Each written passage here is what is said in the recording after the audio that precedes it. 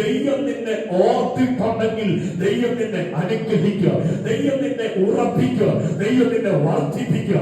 അങ്ങനെയാണെങ്കിൽ ഇന്ന് പകൽ നിന്നെ ഓർക്കുന്ന ദൈവത്തിന്റെ സാന്നിധ്യം ഈ ആലയത്തിന്റെ നടുവിലുണ്ട്.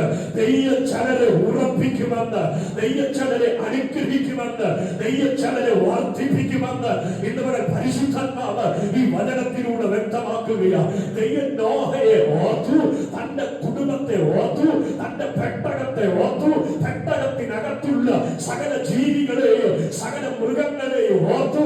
ദൈവം അതിനെ ഉറപ്പിച്ചു, ദൈവം അനുഗ്രഹിച്ചു, ദൈവം വർദ്ധിപ്പിച്ചു.